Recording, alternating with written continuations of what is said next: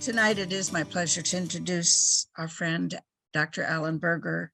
We're continuing our series of workshops on emotional sobriety based on Dr. Berger's latest book, 12 Essential Insights into the 12 Steps in for Emotional Sobriety. I just added a little bit too much. But I want to tell you before I introduce tonight's meeting, I want to make sure you know that Alan and Herb Kagan will be back every month all during this year on the, first Monday of the month, starting in, says April. And they're going to be going through the 12 steps and how emotional sobriety is impacted and how we can practice and learn how to practice emotional sobriety by using the 12 steps. But tonight, Alan is going to continue to talk about emotional sobriety based on his book. And we've gotten to the 12th insight from that book. And that 12th insight is holding on to ourselves in relationships. Ooh, that's something I need to learn how to do. I bet you do too. So here we go. Alan, I can hardly wait to hear what you have to teach me today. I learn from you every time I hear you talk. So I can't wait. Thanks. Well, thank you, Susie, and good afternoon, good evening, good morning to wherever you are. We're all over the place, you know that? We're a global community now, which has been one of the wonderful things that have happened with COVID. It's been many, many terrible things for people's lives with this. People have lost jobs and people have lost loved ones and stuff. But there's also been this incredible experience of us creating a global community in these Zoom workshops and meetings and stuff, which I've enjoyed and have enriched my life. So it's one of the truths about life, isn't it? That there's always two ends to the pole in terms of our experience. You know, there's a light and a dark, right? There's something that's positive and negative, and that always goes together. Well, tonight we are continuing, as Susie said, to discuss the last insight, the 12th essential insight for emotional sobriety, which is about relationships. So if I have you guys made me co-host so I can share my screen? We will find out in 1 minute here. Yes. Yes, you have. Then let's go ahead without any further ado. Let me go ahead and share with you my screen. So we have been building up to this time. It's developing what we can call an apperceptive mass, a fund of information about what emotional sobriety is. And of course, as with all foundations, is that we want to start from the ground up. And the ground up means that we had to wake ourselves up and had to start to use our awareness to become aware of our emotional dependency and how much that was riddled and impacting our life. And after we were able to accept that we were emotionally dependent, because what we know today is that acceptance is a prerequisite for change. You cannot change something until you accept that you're functioning that way, that once we accept that we have this problem, then we got on with the business of growing ourselves to become more emotionally autonomous or emotionally sober, or we could use the phrase Bill Wilson used, is to develop a true independence of spirit so that we don't get lost in our relationships and we don't expect the impossible from them. So one of the things that we've defined emotional sobriety as is the transcendence of environmental support towards self-support. So it's a movement away. And let me talk about that. So this is the book that I'm going to be referring to. It's available on Amazon.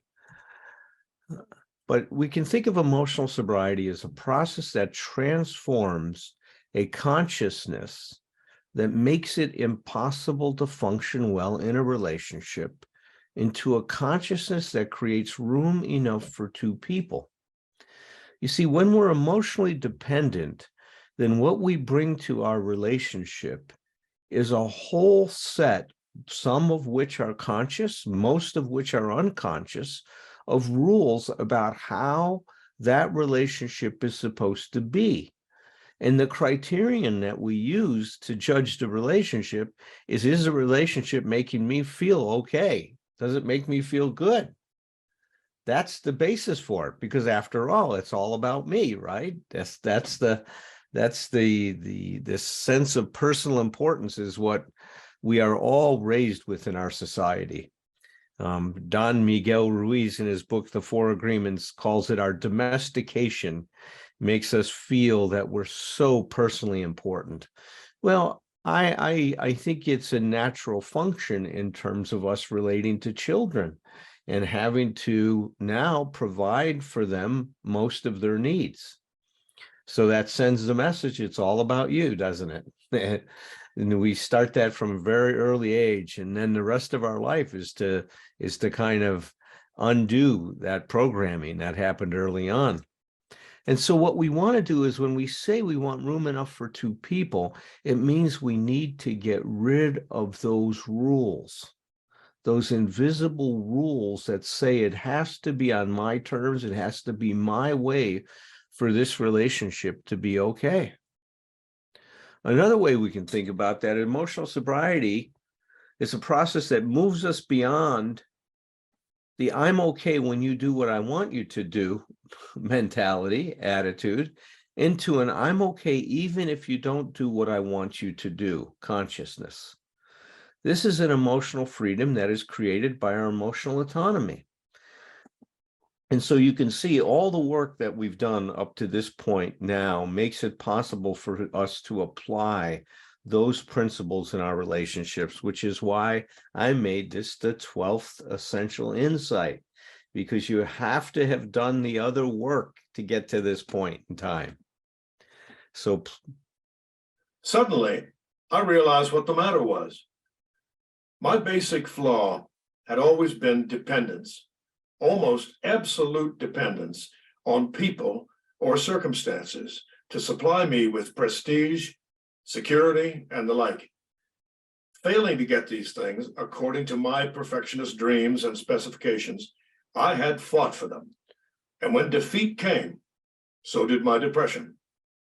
Well, before I cut myself off, I was saying that if you haven't, been around for the other workshops I've done on this, please go back, as Susie mentioned and Patrick mentioned, and listen to the other insights, because they really build us towards this insight. So here was the realization that Bill had.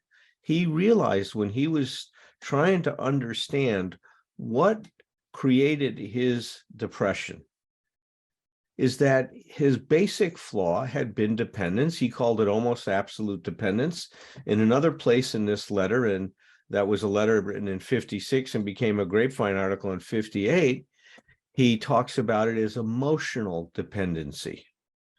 His dependence on people or circumstances supply him with prestige, make him feel okay about himself, give him self-esteem, security, meaning that he would feel comfortable, that he would feel okay, that he wouldn't ever be off balance in life, and the like. That's what he counted on.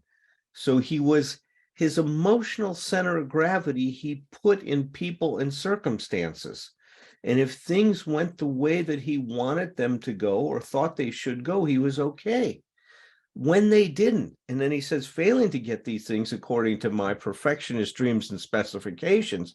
See, those perfectionist dreams and specifications generate a whole set of unenforceable rules, some of which are conscious, most of which are unconscious. Rules about how life is supposed to be, rules about how Bill was supposed to be, or how I'm supposed to be, rules about how you're supposed to be. And when things didn't match up, align with his expectations, he tried to get them to accommodate whatever demand or claim he was making. When that didn't work, he felt defeated, he became deflated, and he became depressed. In other words, he objected when life did not conform to his expectations. And all he could do was feel sorry about himself. This created an incredible self-pity that eventually led to his depression. And so our challenge is how do we meet life, or in this case, how do we meet a partner when they're not living up to our expectations? Well, when I use the phrase holding on to ourselves, that's what I'm referring to, is learning how to hold on to ourselves and take care of ourselves, regardless what the other person is doing.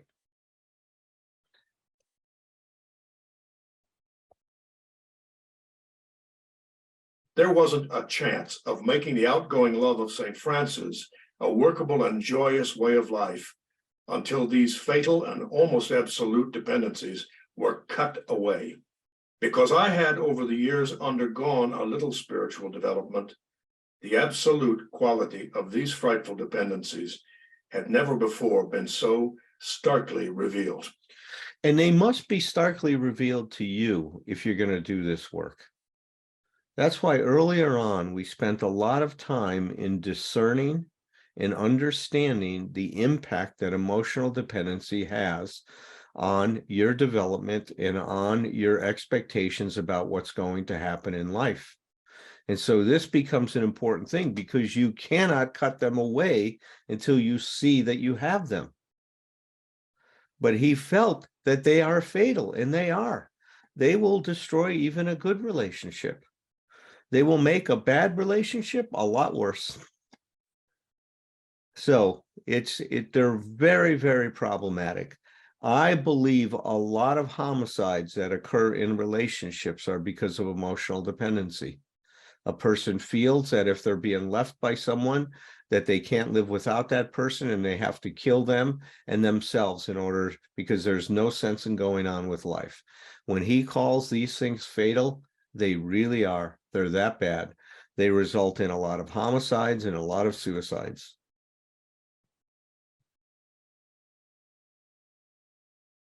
Reinforced by what grace I could secure in prayer, I found I had to exert every ounce of will and action to cut off these faulty emotional dependencies upon people, upon AA, indeed upon any act or circumstance whatsoever. Then could I be free to love as Francis did. Emotional and instinctual satisfactions I saw were really the extra dividends of having love, offering love, and expressing love appropriate to each relation of life. So this was the commitment that Bill made to himself, is that he had to, exert every ounce of will and action to cut off these faulty emotional dependencies. Now, people get when he says upon people, right? We can understand it. A lot of people scratch their heads when he says, I had to cut off my dependency upon AA. A lot of people say, I thought that that was a healthy dependence. Well, this is how wrong we've been in thinking that way. See, Bill understood that any emotional dependency is not going to be good for us. So when he said he had to cut it off, what he meant was that the steps, and he even stated this in the 12 and 12 very explicitly, that when we practice the steps in our daily lives, that we and those about us begin to find emotional sobriety. See, the steps are designed to help you learn to stand on your own 2 feet, to take care of yourself, not to depend on someone else to do it. Now, it doesn't mean we don't need others. Of course we do, just like we need oxygen. But it's our responsibility to inhale and exhale, right? That's our job. If we want to sustain our life, we have to support ourselves with our respirations. Same thing in terms of relationships. If I'm in relationship with you, then I am responsible for how I make contact with you to get my needs met. It's not that if you love me, you will fill in the blank. But that's what our emotional sobriety does. It imposes all kinds of demands and claims on love that love cannot fulfill. We're going to see that in a little bit from Dr. Virginia Satir. It says, once we start to unhook these expectations, then we can have what Erich Fromm described as a mature love, which I'll be talking about a little later on today. And he says, when we have this mature, we can have love, offer love, and express love appropriate to each relation of life. Our love moves towards what we could think of as an unconditional love. There's no strings attached. I do what I do is because I love you, but I don't expect you to respond in kind, because that's not a mature love. That's an immature love. I'll show you mine if you show me yours. That's what immature love says. I'll do this for you if you do that for me. There's always a hook on it. Well, you can't be free and you can't have this true independence of spirit if you're having all of these conditions on it and putting strings on everything. And that's what ends up happening. We've got these strings on things. Finally, I could not avail myself to God's love until I was able to offer it back to him by loving others as he would have me. And I couldn't possibly do that so long as I was victimized by false dependencies. For my dependencies meant demand, a demand for the possession and control of the people and the conditions surrounding me. While those words, absolute dependence, may look like a gimmick, they were the ones that helped to trigger my release into my present degree of stability and quietness of mind, qualities which I am now trying to consolidate by offering love to others, regardless of the return to me. So here he tells it us very clearly what the matter is, right? Our dependencies mean a demand for the possession and control of the people and conditions surrounding you. Say that out loud. Your mic is muted. I demand the possession and control of the people and conditions surrounding me. Try it. It's an experiment. Say it right now out loud. I don't see anybody's mouth moving. Do it. Come on now. Try it. See what it feels like when you declare this truth about yourself. See, until we can declare this and own this, we can't change it. And that's what I meant before, that we have to see that this is what we're doing. Until we can take responsibility for the existence we create, we cannot change our existence. We cannot change these dynamics that are operating. So if you resist this in any way, take a look at that resistance. Oh, well, I know for me, I resisted because, if you're a good person, you don't control anybody else. Well, guess what? I still did it. I didn't want to own it because that meant I wasn't a good person. Now, today, I don't see it as good or bad. I just see it as because I didn't know how to take better care of myself, that I went to the lowest common denominator. Not because I'm a bad person, but because I'm ignorant. I didn't know any better. You'll hear Herb and I beat that drum. You don't know what you don't know. You can't see what you can't see. You can't do what you haven't learned. That's just the reality of how we are. So this is it. This is the picture. We are on these strings, these should strings, these expectations that we're trying to live up to. We put other people on them. We're controlled by them, and we try to control others. There's a complete loss of autonomy. The new book I'm working on now is called Room Enough for Two. Is emotional sobriety in relationships and how we can live and be together and create room for two people rather than have room for all these rules.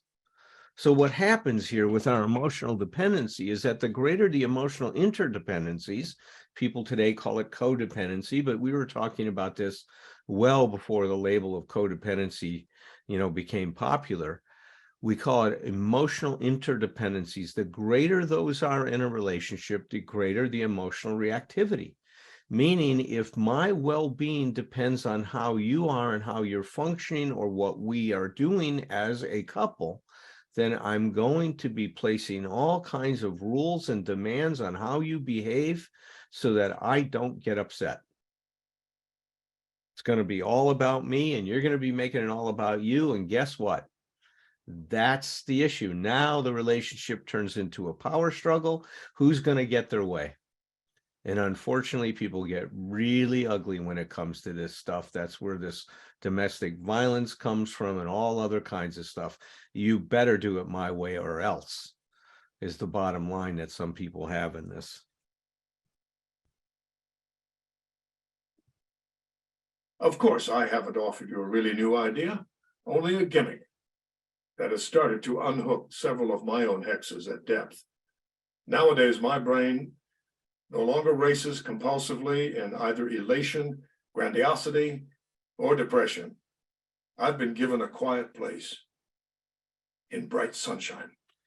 I love the image of hooking and unhooking, right? My expectations, my claims and demands are hooks. I try to hook you in to doing things the way I think I need you to do them for me to be okay.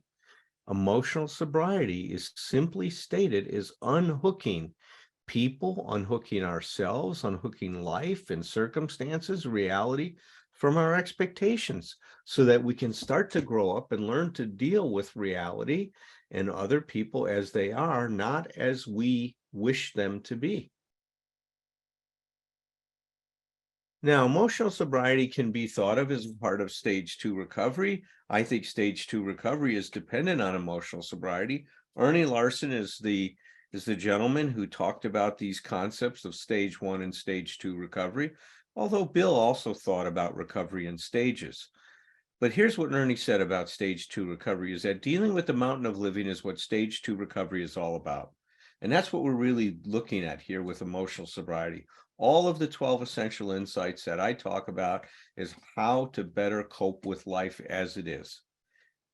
Stage 2 recovery is about getting on with life by facing those patterns and habits and attitudes that control your life.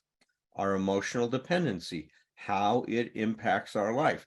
That's the only insight that our Ernie didn't have. He didn't understand that our basic flaw was this emotional dependency. And then he says, in which for perhaps the first time in your life, you are clear-headed, sober, or emotionally sound enough to face. See, so that's what we're doing. That's what the business is of this thing, is we're growing up. So here's the 12th insight, right? Holding on to yourself in relationships. If you want to have some sense of how well your program is, and you're not in a relationship, get in one. And somebody says, well, I'm not ready. I hear this all the time. I'm just not ready. I got to do more work on myself.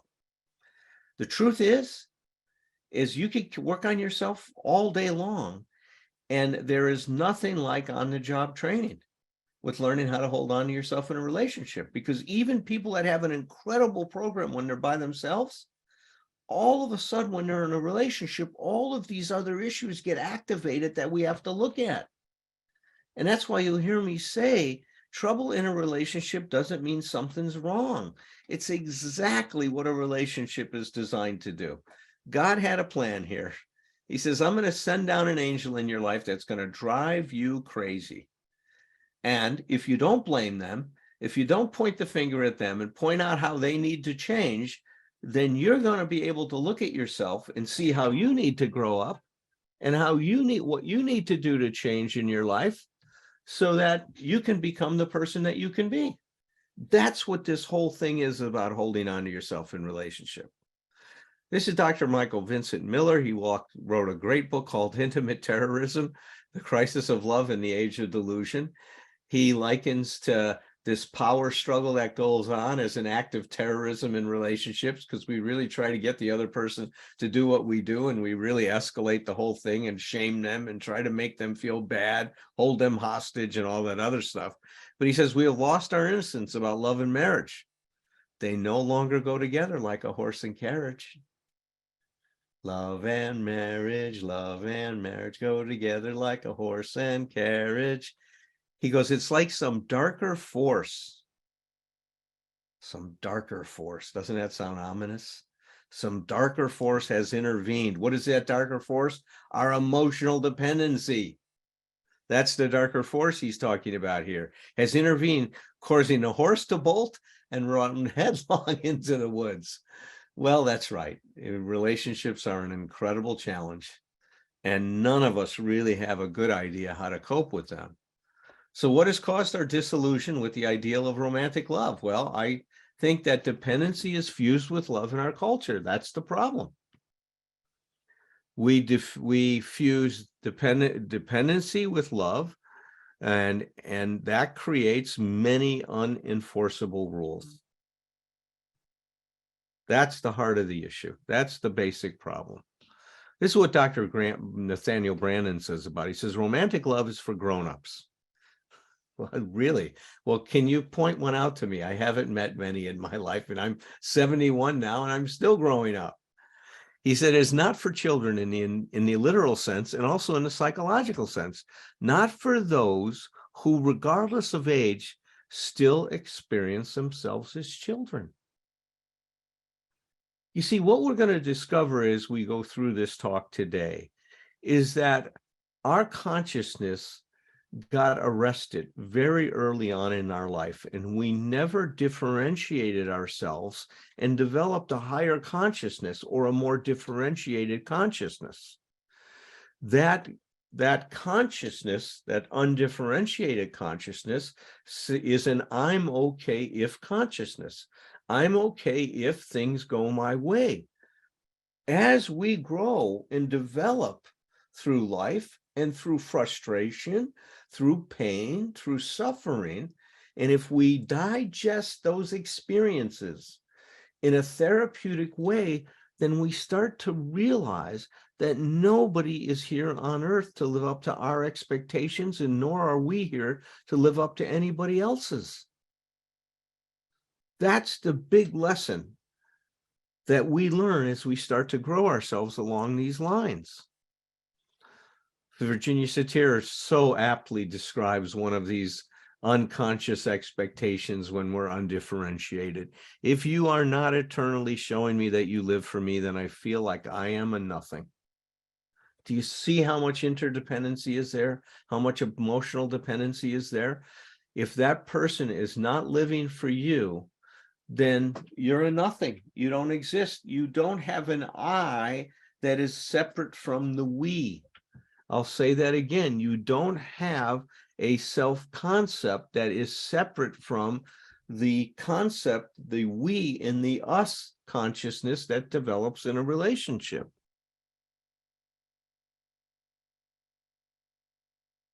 So this is what I said in the book. I said, when we are dissatisfied or unhappy in our relationship, we need to take a hard look at what we expect from it and our way of being in it and giving to it. We need to become aware of our habitual ways of thinking and feeling, which give rise to our behavioral patterns, right? We need to see our emotional dependency. Virginia Satir says it this way. She goes, one of the truly basic problems is our society bases the marital relationship almost completely on love and then imposes demands on it that love can never fulfill. If you love me, you won't do anything without me. If you love me, you'll do what I say. If you love me, you'll give what I want. Give me what I want. If you love me, you'll give me what I want. If you love me, you'll know what I want even before I ask you. These kinds of practices soon turn love into a kind of a blackmail, an emotional blackmail that she calls the clutch. We also say that it creates a hostage-taking situation. And back to, Dr. Vincent Michael Allen's idea of that relationships, are, about an act of terrorism. So let's try to understand this term I keep throwing out about differentiation. Dr. Murray Bowen is the person who defined that. And that differentiation, when a person is differentiated, when their consciousness has differentiated to a point, they are able to balance two instinctual forces that exist in us that are usually out of balance because we're undifferentiated. We all have a strong desire to be connected, to join, to please, to cooperate, to be a part of. We can call it the we or togetherness desire. We want to be connected. We want to be a part of. We want to, have this union in a relationship. Well, there's also a strong instinctual force in you to be your own person. The desire to be true to yourself, to have an authentic self, to know who you are, to have integrity, which is wholeness and sense of oneself. When we're differentiated, we balance these two forces. Now, where do we learn to do that? Well, from your family, and your family exists within a culture. And so you have to look at how does your culture support differentiation, and how specifically did your family encourage that? You know, as a psychologist and as other psychologists, when we look at families, they tend to fall out of one side of this equation or the other, or one side of this bed or the other. Some families encourage so much togetherness.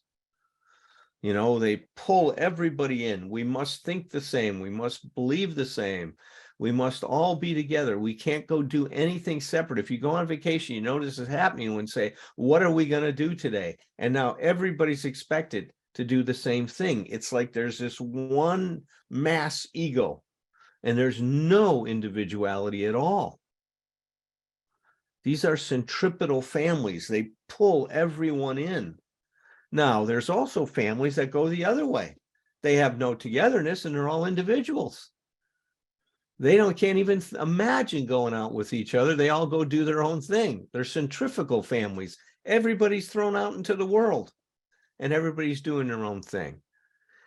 Either way, you're out of balance. Now, remember, if you go back to Bill's letter, early on in his letter, when he's defining emotional sobriety, he talks about it as being emotional maturity and balance in our lives. Well, I don't know if Bill had this in mind, but I know when I see the word balance, I mean, to what degree do I know how to balance this? So do I know how to be an I in our we, and how to be a we with my I? Am I able to bring that and integrate both sides of me into the relationship? The more I can do that, the more differentiated I am. The more difficulty I have in doing that, the less differentiated, or I'm undifferentiated. So this is what Dr. Bowen, who's the person who introduced this idea into psychiatry, he says differentiation can be described as the amount of variation. So that means, to what degree are we able to act for ourselves without being selfish, while being to act for others without being selfless? Digest that for a minute. How well can we act for ourselves without being selfish? If I am differentiated, I'm aware of what I'm doing and how it has an impact, or what it means to you. That doesn't mean I don't do it, but I have an awareness of it, and I take some responsibility for that. And I try to coordinate myself, because I don't necessarily want you to suffer from me acting on my own behalf. But ultimately, that's in your hands, not mine. At the same time, I'm able to act for you and do something for you without erasing myself, without throwing myself away. So if Susie says, hey, Alan, when you're out today, would you mind going and get some milk? And let's say, I don't feel like it. If I'm being true to myself, I say, Susie, I'm really not up to it. Well, Susie says, God, I'm not feeling well today, and we need to have some milk at home for the kids. So could you reconsider that? Now, I may decide to change my mind because she's not doing well. I'm already out, and I may decide to go ahead and do that for our family because because I want to. But notice, I need to get to the I want to. I'm not just going to do it because I want Susie to love me. I'm going to do it because I want to do that, and that's the person I want to be and the partner I want to be in our relationship. Because if I make her responsible for it, then you know what? Next time I'm going to say, hey, I did that thing when I didn't want to do it, so it's your turn to feel shitty in our relationship. So now it's about who's going to be shitty today. Well, that's no fun. I don't want a relationship that's about who's going to pick up the shit today. I mean, that's not a healthy relationship. It's a shitty relationship. Oh my God, I'm funny. It's a shitty relationship. Come on, Alan. Grow up. So Bowen goes on to say, when we're undifferentiated, we have reactive responses to each other. So we have either an under or an overreaction to the person you're interaction with or to the situation you're in. Underreaction is you do it, you don't even think about it, you don't consider yourself, and you go into automatic pilot. Overreaction is, oh my God, are you kidding me? You're asking me to do that. You have no concern for my feelings, Susie. Can't you think about me every now and again? She asked me to get milk. She didn't ask me to go ahead and sacrifice my life for the family. You see, that's the overreaction. The underreaction is just to do it automatically. We want to fall in the middle. That's what it means to be differentiated. So if we're differentiated, an active response rather than a reaction, he calls it an active response, involves self-regulation. I call it letting the best in you do the talking for the rest of you, right? Letting the best in you do the talking, neither attacking, rebelling, distancing, nor involving oneself in the projection process. I call it adding more self when there's trouble. We add more self, which means add more I want to or I don't. And to deal with that. That's what it looks like when we're differentiated. So how do we respond to these emerging opportunities that we're always going to get in a relationship? Well, let's look at this. Marriage and other adult intimacies resurrect earlier periods of crisis in the relations between self and others. In other words, how this issue of self and others was dealt with in your family will be provoked, evoked, elicited in your current relationships. So when you are reacting to these issues and you're not dealing with it well, it's giving you a clue about how these things were managed in your family when you were growing up. He goes, from the infant's first intimations of separateness from its parents to the adolescent's efforts to consolidate a secure identity, yet remain closely connected with others. So how were you met when you were an infant? Now, it's interesting to think our first instinct that comes online is togetherness, right? We need to bond, right? That's the first thing that happens, the attachment with our caregivers or our parents. That's the first thing that comes online. The second thing that comes online, and we call it the terrible twos. What happens in the terrible twos? The kid says, no, I don't want any more milk. I don't want the bottle. I don't want the breast. Child pulls away. I want you to do this. No, the child doesn't want to be picked up and hugged. The child may not want to be hugged. Now the child starts to express his separateness from mom or whomever. What happens at that point? Is that respected or is that overridden? Well, you can see what happens. We enjoy the togetherness. We're going to welcome that all day long. But do you welcome the no in the same way? Can you celebrate it and say, wow, it's great that you don't want any more milk. I'm glad you know what you want. You don't want to get dressed right now? I understand that. Let's talk about, what to do now, because I want you to get dressed and you don't want to do it. And I respect that you don't want to do it. I need you to do it. So now we got a dilemma. See, was no met like that in your life? Of course it wasn't. No one talks like that. No one respects that no. And even in your relationships today, you probably aren't respecting that. And then if you have a no and you get punished for it, what happens? Later on in life, as soon as you express yourself, you're expecting to be punished. Where does that come from?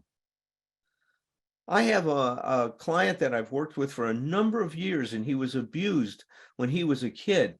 And so every time that he expressed his individuality, he got shut down, right? and he got shut down with physical violence. He would get beat with a belt or with a twig and stuff like that. So whenever he displeased his wife, he went into a major crisis and never put it together that he was so afraid that he was going to be punished like he was with a kid, as a kid, when he did something that the other person was unhappy with.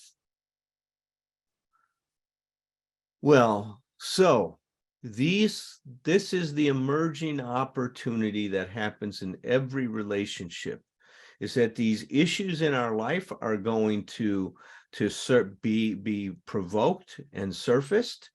And if we are committed to this emotional sobriety, we see them as emerging opportunities to do the work we need to do to hold on to ourselves and not to make the other person responsible for what we need to do. So trouble in a relationship doesn't mean that something is wrong.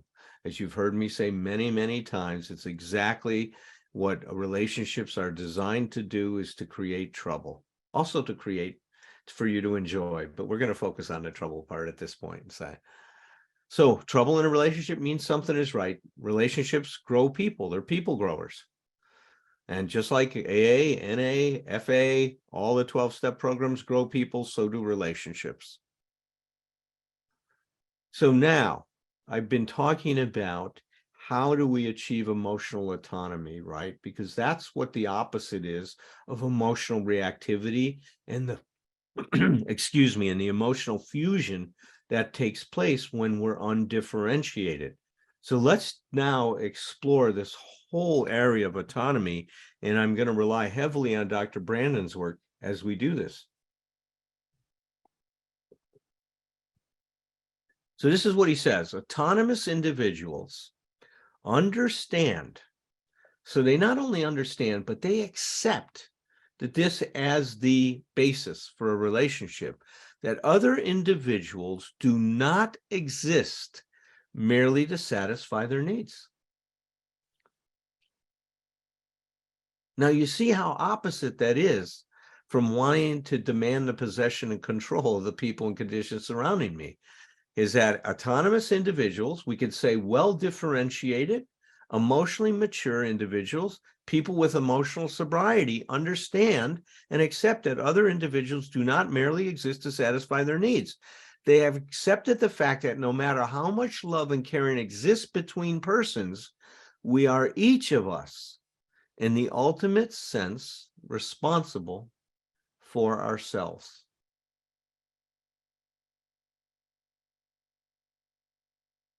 This flies against most notions of relationships that we've all developed in our life.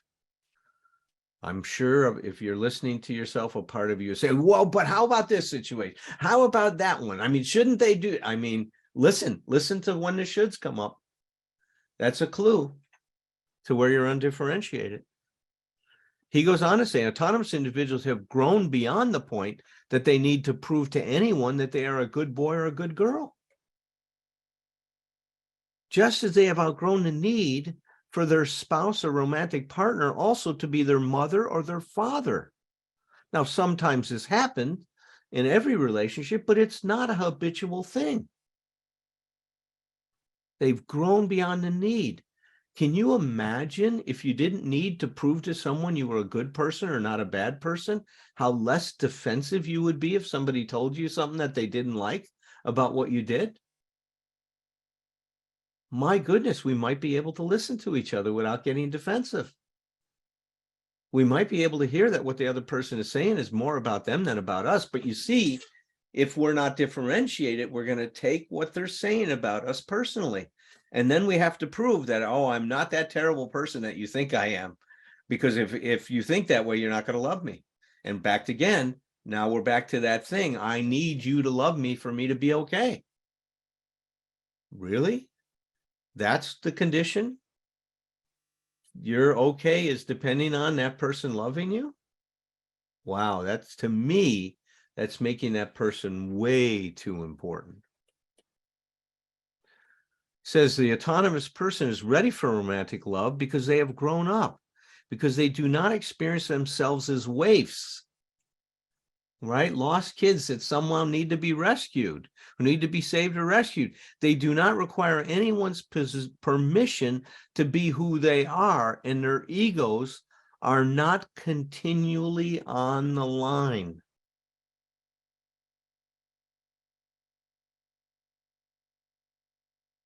Take that in for a minute, digest that. If your ego was not continually on the line, how would your life be different? How less reactive would you be? How much more would you be able to respond in the way that Dr. Bowen described earlier? To be able to act for yourself without being selfish and act for others without being selfless. You see, if our ego wasn't involved in all that stuff, it would be a lot cleaner. All our interactions would be a lot cleaner. They wouldn't be as sticky. They get sticky when we add what? Emotional dependency, conditions, rules.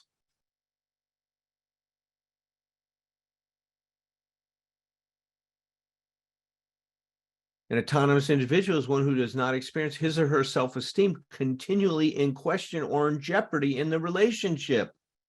You see, if I depend on you to be okay and for my self-esteem, then I am constantly seeing if I'm getting your approval or disapproval. I'm totally walking on eggshells all the time. This autonomous individual, his or her own worth is not a matter of continuing doubt. See, if I'm insecure, it's not your job to solve my insecurity, it's mine. The source of approval resides within the self. It is not at the mercy of every encounter with your partner. And that's why there's these power struggles. That's why there's the intimate terrorism that Dr. Vincent Michael Allen describes. He said it very simply. He stated, if I do not feel lovable, then it is very difficult for me to believe that anyone else loves me. And it goes on to say that if I do not feel lovable, then I'm going to have a rule that it's your job to make me feel that I am. That's the basic problem. Autonomous individuals have a greater capacity to roll with the punches, to see the normal frictions of everyday life in a realistic perspective. The milk is just a bottle of milk, right? That's all it is. If I go back to the earlier example, life in a realistic, to see the normal frictions of everyday life in a realistic perspective, not to get their feelings hurt over trivia, or if they are hurt occasionally, not to catastrophize such moments. I like the word awfulize better there. No matter how much passion and devotion and commitment autonomous men and women may feel toward the one they love, there is still the recognition that space must exist, freedom must exist, and sometimes aloneness must exist in the relationship. A relationship does not cure you of your loneliness. That's your job. That's not the job of a relationship. Dr. Kempler, my mentor, had a brilliant observation. He said, separateness is a dimension of relatedness, not a disruption of it. It's the differentiation again. There's two poles, the we and the I. The I is the separateness, the togetherness is the we part. In a healthy relationship, these are both seen as a part of our connection with each other, and therefore is not a disruption of it, but just another dimension of the way that we're connected.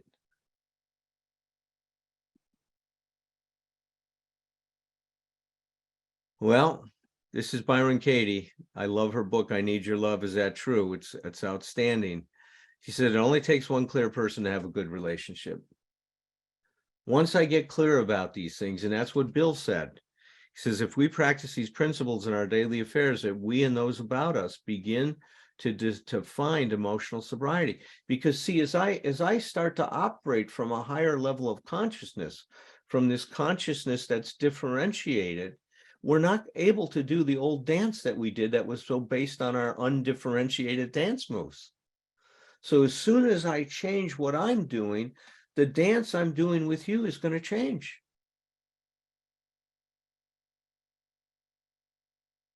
Self-responsible men and women do not pass on to others the burden of supporting their existence.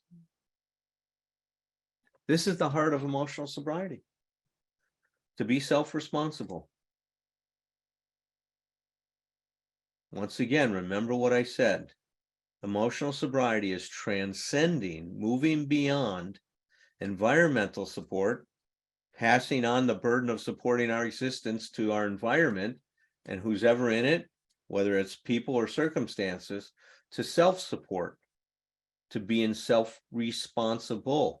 And think of responsible as our ability to respond to our needs and to struggle to get our needs met and take responsibility for that, and not to shift that responsibility to someone else. So emotional sobriety requires us to surrender our crippling expectation of what we think love is supposed to be or should be. It's to rethink about it in a whole different way. Now we're creating what Martin Buber called the I to thou relationship, where there's room for both of us, not just room for all these rules.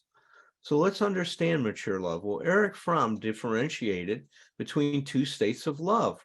One was what he called immature love, and the other one he called mature love. So immature love was defined as union with no integrity. We connect with each other and we lose ourselves. So in other words, there's a lot of we and no I in it whatsoever. So he defined mature love as union with the preservation of our integrity. Union with the preservation of integrity. I don't get lost in the relationship. I keep a sense of myself. So this mature love is a dimension of emotional sobriety. We strive to connect and join without a loss of our individuality or autonomy. We strive for a balance between togetherness and separateness in our relationships. So mature love is not a plan nor a commitment, but rather is a result of who we are with each other. That's what creates mature love. So I'm just going to take you on this journey for a little bit, and I need about another 10 minutes or so before I finish my talk today, and then we can open it up to some questions. But the 4 principles that operate in a relationship, according to Dr. James Hollis, who's a Jungian therapist. And so I've been sharing with you points of view from therapists from many different psychological or systems of psychotherapy, from their orientations. And you're going to see how they all intersect around this issue. So he talks about the 4 principles that operate in a relationship. So number 1, the first principle is what we do not know about ourselves and what we cannot do for ourselves will be projected onto our partner. What we do not know about ourselves and what we cannot do for ourselves. If I don't know how to take care of myself, if I don't know how to take care of my own self-esteem, what am I going to project onto my partner? Responsibility to take care of me.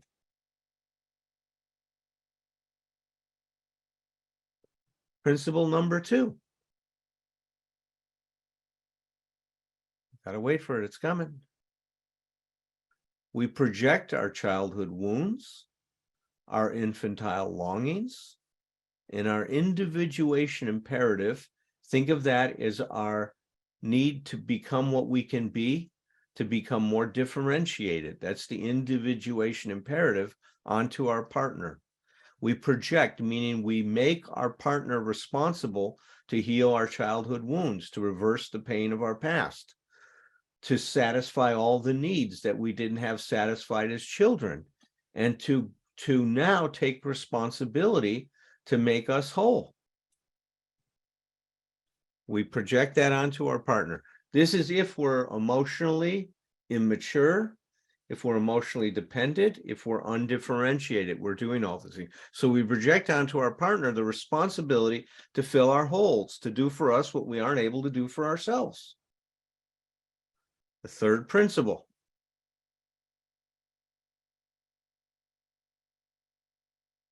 Since our partner cannot nor should not bear responsibility for our wounds, our narcissism, or our individuation, or our projections, which are demands, give way to resentment, which results in a problem of power and manipulation. It's the exact thing that the intimate terrorism was exploring when Dr. Miller wrote his book.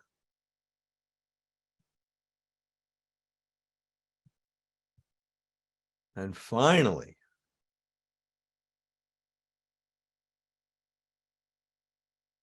the only way to heal a faltering relationship is to take responsibility for our individuation, raise our level of maturity or differentiation.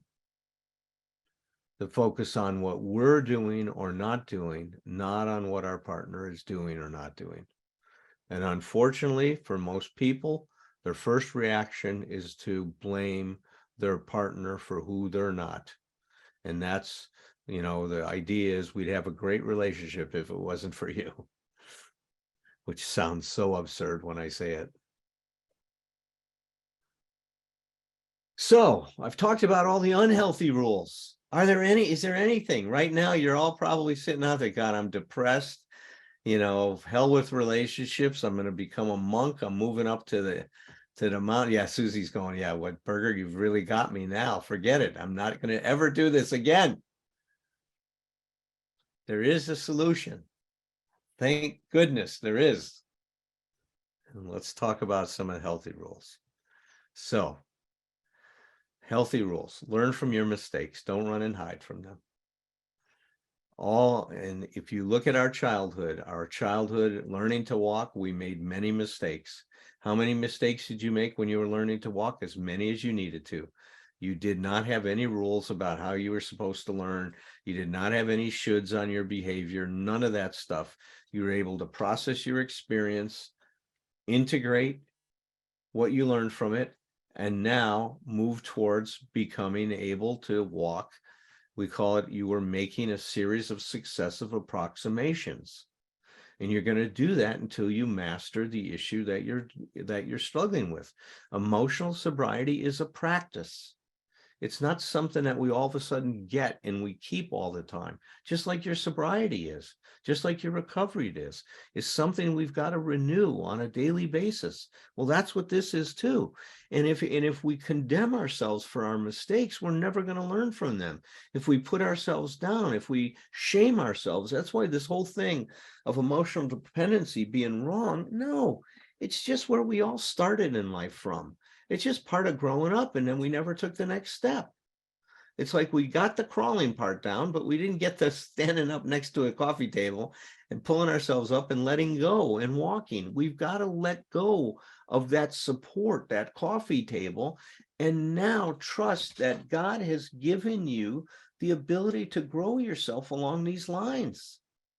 It's God-given, this tendency to actualize our potential. You don't have to tell a kid to walk at 1. They want to do it. Tom Rutledge, my good friend, says, learn from the past and then get the hell out of there.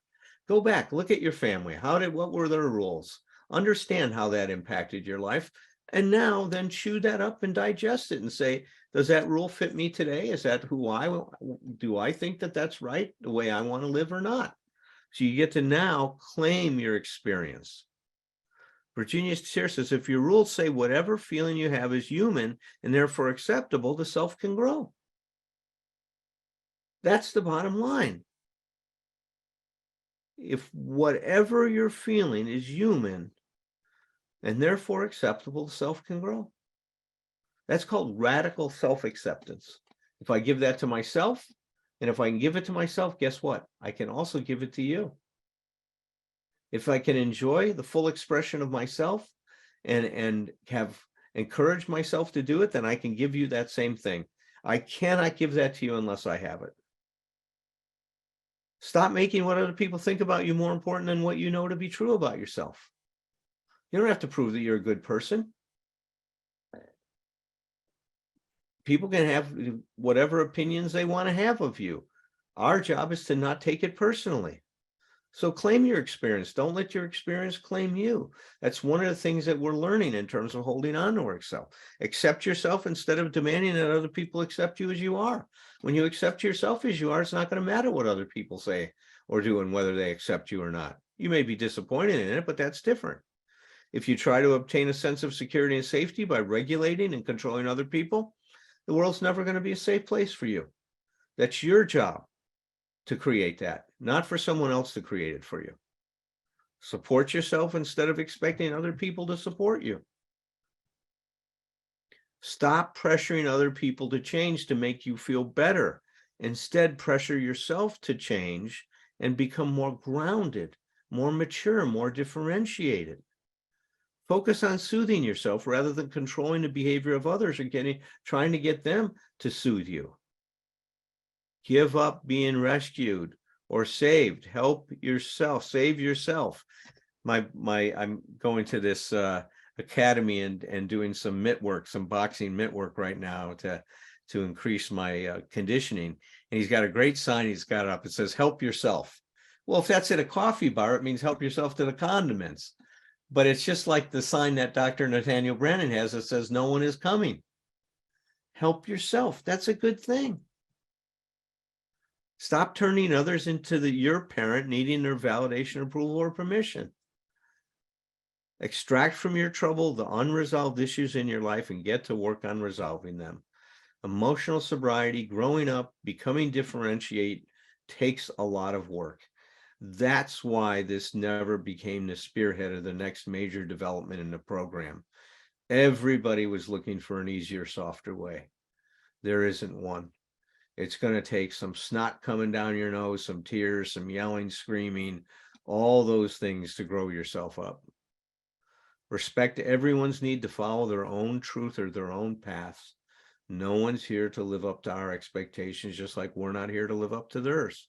And live aware that we are all evolving individuals. We're all growing. You know, I love the bumper sticker I saw one day that says, please be patient with me. God isn't finished with me yet. Right? We're all still a work in progress. Remember, the problem is not the problem. The problem is how you're coping with whatever is happening in your life. Stop erasing yourself. Learn to balance the we and the I in your life. Own your own projections is an act of integrity. And that's such an important thing. And not this next year, because Herb and I are going to take you through the 12 steps and how the 12 steps help us discover and find emotional sobriety. But maybe the following year, I'll go through my book, 12 Smart Things to Do When the Booze and Drugs Are Over, where I talk a lot about projections. Remember what Bill said, it's a spiritual axiom that when I'm disturbed, no matter the cause, there's something wrong with me. I like to think there's something off with me. You know, I'm having an expectation, a demand, a rule that's not being fulfilled. So when you face trouble in a relationship, add more self. Don't subtract yourself from the conflict or the difficulty. But remember, add more self in the way that Dr. Bowen mentioned. A highly differentiated person will act for themselves without being selfish and will act for others without being selfless. We've got to find that balance.